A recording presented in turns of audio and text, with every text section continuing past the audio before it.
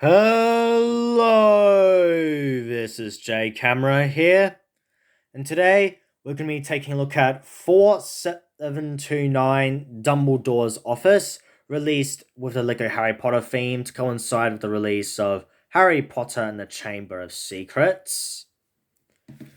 So here is the instructions. I don't have the box for this set. In fact, many of the Harry Potter set reviews coming up won't have the box. I know at least one of them will, but I'll get to that when I get to that. So we have the minifigures, and then we get onto the build of the set. There's only one build, so it's more streamlined and straightforward to follow, which I really like. And then we get the different play features of the sets once you're done building. We get a good few pages just dedicated to about 4. And then we get the alternate builds. And an advertisement for the Philosopher's Stone LEGO Creator Harry Potter game. Even though the Chamber of Secrets version came out, I think, the following year. I'm not entirely sure, though. And then we get an advertisement for all the other LEGO Harry Potter sets that came out during the wave. And what's funny about this poster is that Hagrid's hut appears here, but is nowhere to be seen on either side of the poster here. In fact, you see the Forbidden Corridor there, but that isn't anywhere to be seen here. I find that really curious. I don't know about you. So far, I've already taken a look at the Snape's Potion Classroom, the Hogwarts Castle, which is these two sets, the Troll set, obviously Hagrid's Hut, as I just said, Dueling Club, Privet Drive, Nocturne Alley, which is up there, and all the Philosopher's Stone sets, and now I am doing Dumbledore's Office. And what I find interesting is that one of the minifigures of this set, Professor Mcgonagal, is shown as part of the Hogwarts Castle set, yet she's absent in that set, which is kind of funny to me. But that's all I have to say about the packaging and instructions of the set.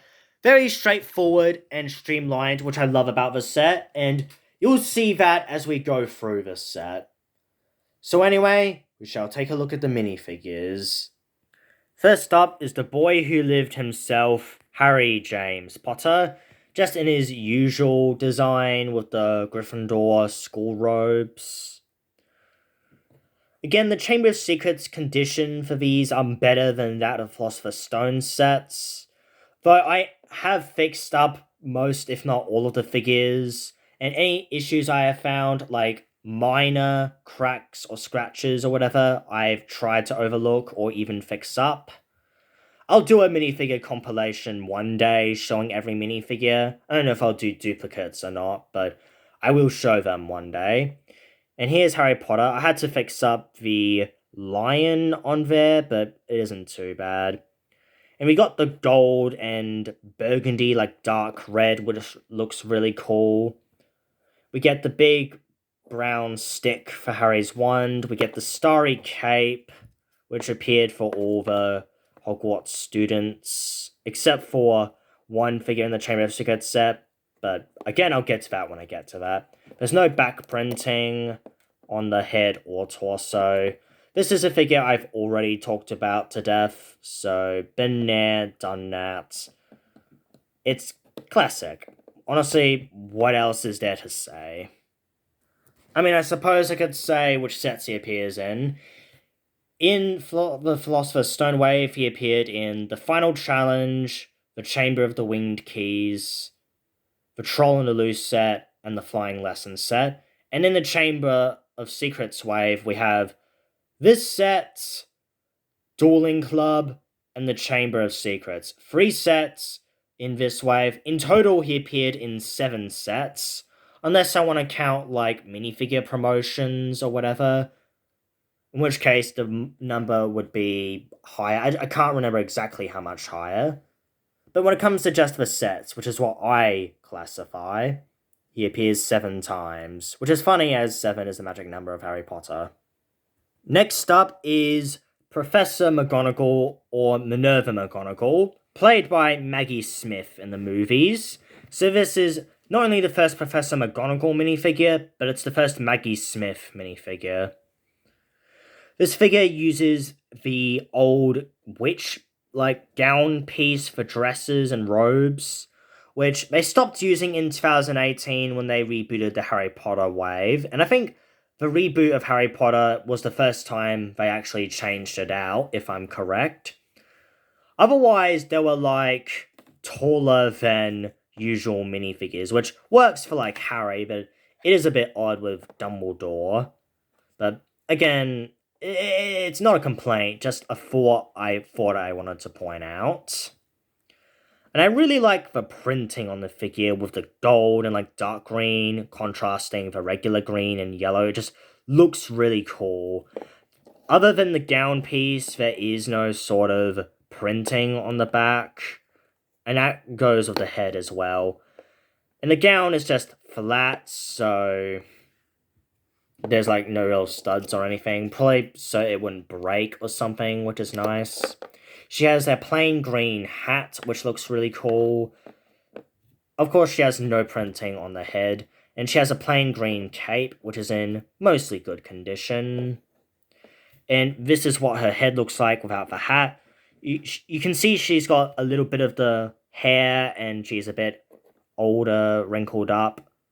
And she's got the lips, which for some reason isn't looking good on camera. It looks good in person, but for some reason my camera isn't picking it up. I'm just putting on the flashlight to see if it looks any better. A little bit, but it is something that definitely reflects in person. But it is cool to get this figure who's exclusive. It's a bit odd it took him this long to get this minifigure out, because she's not a major character in a series, but she's prominent enough that you think she might have appeared earlier, but better late than never. I'll admit this set's a little bit of an odd choice, but I get it. You need more than 2 figures, so you throw her in there, even though you could have had Nearly Headless Nick, played by John Cleese, or Justin Fletchley in this set, or even Filch, but I'll take McGonagall. She would have fit better in maybe the Hogwarts Castle set and be exclusive there, but I'm glad we got her at all. A new minifigure is a new minifigure. And honestly, she might be one of the best from the old wave, just for how much she stands out. The final minifigure of the set is the namesake of the set, Dumbledore himself. Professor Dumbledore, Albus Dumbledore, however you want to say it. He uses the old purple, which was retired in 2003. When the new colours came in, this was replaced with dark purple. He has, of course, the cool leg printing of yellow and green. He has the purple cape, the old grey beard and hair, which have retired. He has no back printing on the head and hair.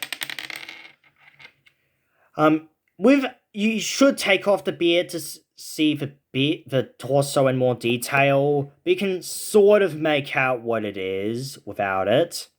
He's sort of wearing pajama robes or something, which, I don't know, looks cool. This is his only appearance in the Chamber of Secrets wave. He appeared twice in the Philosopher's Stone wave with Hagrid's hut and the Hogwarts Castle. And this is his 3rd appearance overall, so he appears in 3 sets in these older Harry Potter sets. For what I'd recommend getting a set with Dumbledore, Hagrid's hut would be the easiest way to get him, and Hogwarts Castle would be the hardest way to get him. And this set is the medium level difficulty for price and availability, if you ask me. Then we get into the main office itself. What I like is that it's only one building. It's not several builds, which a few of the other sets have. And even better is that it doesn't really rotate. If you're trying to pick it up and move or anything, I mean, you still have to be careful because of how big and how these sets are generally built, but you can get away with a lot more when carrying this. Because there's no loose ends, there's no joints. There is the front, which is meant to rotate, but you can lock it in place, which you can't exactly do with the other sets.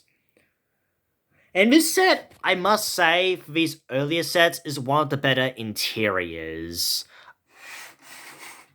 Like if you see here.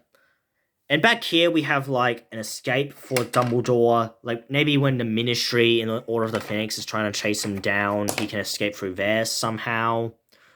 I don't know, but that is a cool detail. And I like these translucent dark purple bits used as sort of a window.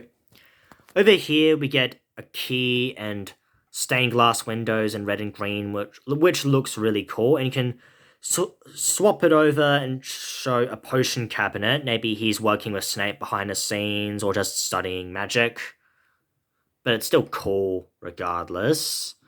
And over here is for a function that I'll get to later. And of course we get this sand green roof, which appeared in 2 other sets with the Hogwarts Castle and Chamber of Secrets sets. And I like that we get these cool looking turrets here. And then we get some torches here and like kind of a balcony. And then we get to the inside. We get this little gargoyle statue with these torches. You say like a password, sherbet lemon, which I think is like Dumbledore's favorite candy or something. That's the password that's in Chamber of Secrets. That's why I bring it up. And you get these like bat wings in dark grey, the old dark grey, which looks really cool.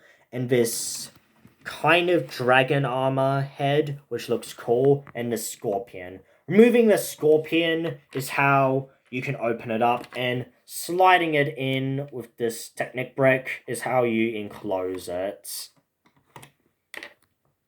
And you can also move this up and down if you really want to. So you get these sort of side features. Here you get like a letterbox for mail and outposts that Dumbledore gets. The set gives you one there, and then you get another letter piece within these 3 keys, and then another for his desk. And of course, you can rotate this around if you really want to, though I can't imagine why you would. And also you can see like the Technic holes there. You get 3 sets of keys. There's another key there, so in total we get 4 keys. And you can slide these out to feature different pieces of magic. You get some Stardust with this key. I like that you get chrome brass keys in this set, which were relatively common enough for these older Harry Potter sets, but I think they're retired. I don't really see them in modern sets anymore, but it's nice that we get these. And then in the middle, we get more of that outpost that I mentioned. And then we get the bag of bones and spiders and magic dust. This, you cannot move the main part other than the keys. You get torches here and like spears here. Maybe Dumbledore's collecting medieval weapons or bad magic artifacts of some kind. Or maybe Wizarding World history, who knows. And we get these, like, stairs here, which you can make into some sort of wall. And then, like in the movie and book, fold out. And you can have them, like, pose however you want. These do move, which I prefer them to be stationary, but in context, it works well enough, even if it's a bit annoying to get in place. So yeah, this is how you're supposed to do it.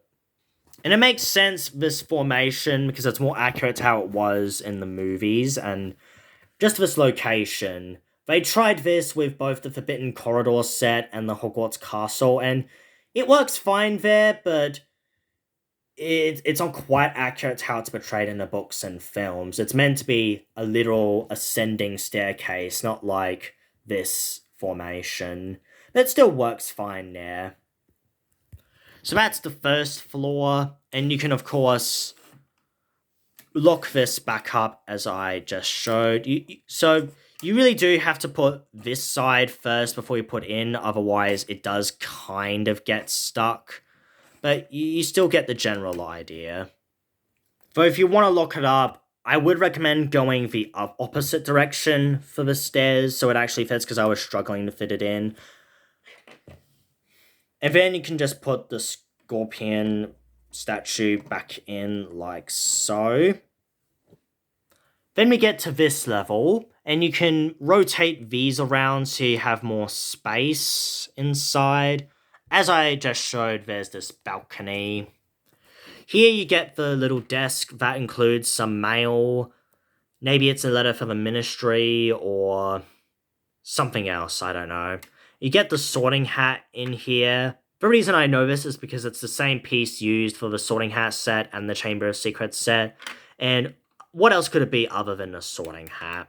You get this little potion here, and it's just a drink for Dumbledore. And you get this book tile inside for different books, different little secrets and such. You get this you can't really rotate the chair all too much. If you close this up, you really do have to open it up.